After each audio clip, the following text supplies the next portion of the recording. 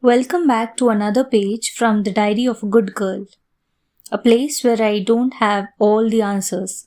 I just have honest thoughts. Thoughts I've carried for years, questions I've been afraid to ask, and lessons life taught me when I wasn't paying attention.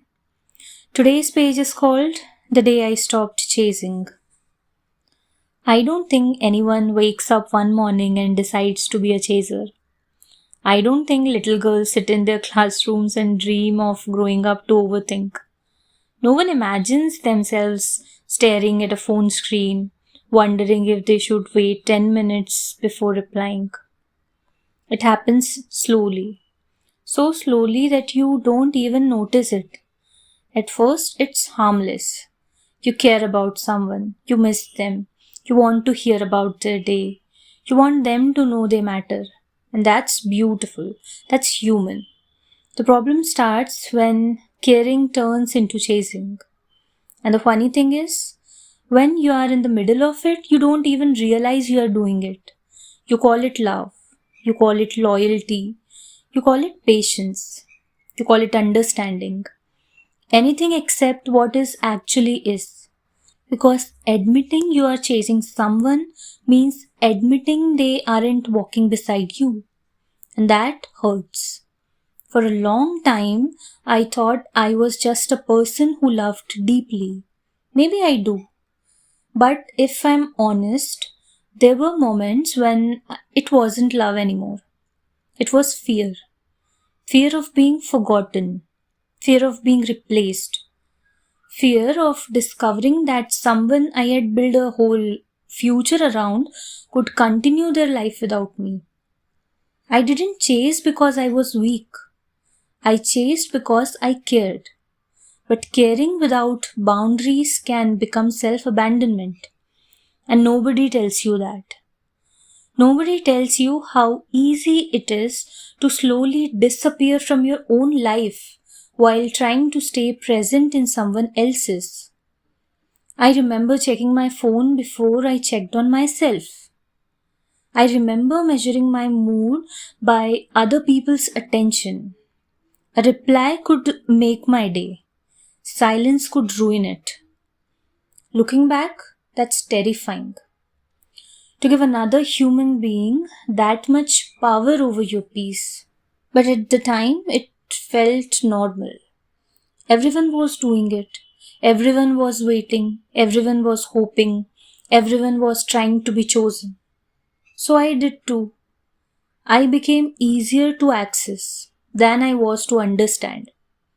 I was available, always understanding, always willing to listen, always willing to forgive. And every time someone disappointed me, I found a reason for it. Maybe they are stressed, maybe they are confused, maybe they are scared, maybe they don't know how much I care. The stories we tell ourselves to avoid the truth are incredible. Because sometimes the truth is simple, painfully simple. Sometimes people know exactly how much you care. They just don't care the same way. And accepting that felt impossible. Because if I accepted that, then what was all my effort for? What was all my waiting for? What was all my hoping for? I wasn't just attached to a person. I was attached to a possibility. The possibility that one day they would realize my value. One day they would choose me. One day they would love me the way I loved them. One day. It's amazing how many years can disappear into those two words. One day. I spent so much time living in future possibilities that I forgot to look at present realities. The reality was that I was exhausted. Exhausted from carrying it all alone. Exhausted from reaching out first. Exhausted from pretending breadcrumbs were enough because I was starving for affection. And the worst part, nobody asked me to do that. That's a difficult thing to admit. because it would be easier if I could blame someone. It would be easier if there was a villain in this story. But there isn't. People were simply being who they were. The person I had to confront was myself. Why was I accepting so little? Why was I treating attention like love?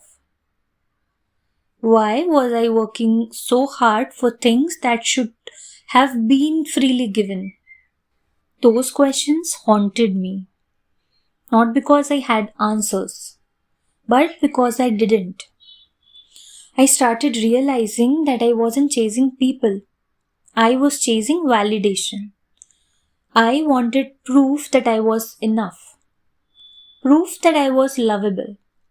Proof that I was worth staying for. And when you need other people to provide proof for your own worth, you'll keep running after them forever.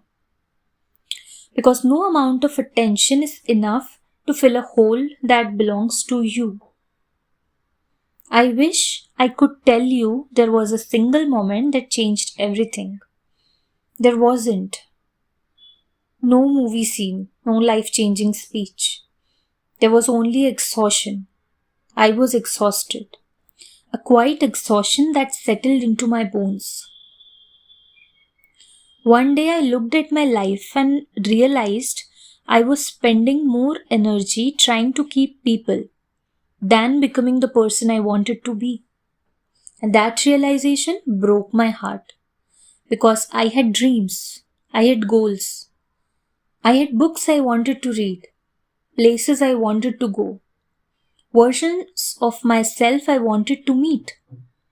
Yet somehow I had become obsessed with whether someone would text back. That's when I understood something. The greatest cost of chasing isn't rejection, it's distraction. You become so focused on who is leaving that you stop investing in who you are becoming. And maybe that's the saddest part of all. The opportunities we miss while waiting for people to choose us. The hobbies we abandon. The friendships we neglect. The peace we sacrifice. The life we postpone. All for a possibility. For a maybe. All for a someday. The day I stopped chasing wasn't the day I stopped loving. It was the day I stopped negotiating my self-respect. It was the day I accepted that love cannot be forced. Attention cannot be earned through suffering. And people who want to be in your life rarely need to be convinced. I still miss people. I still care. I still have moments when I want to reach out. Healing isn't as clean as social media makes it seem. Sometimes I take 2 steps forward and then 1 step back. Sometimes memories still hurt. Sometimes I still wonder what could have been. But now I understand something I didn't understand before. Missing someone is not a reason to abandon yourself. Loving someone is not a reason to lose yourself. And wanting someone is not a reason to chase them. And so I stopped. Not because I became cold. Not because I stopped believing in love. But because I finally started believing that I deserve a love that walks toward me too. And maybe that's what growing up is. Not becoming harder, not becoming less loving. Just learning the difference between holding on and holding yourself together. Maybe growing up isn't learning how to hold on. Maybe it's learning when to let go.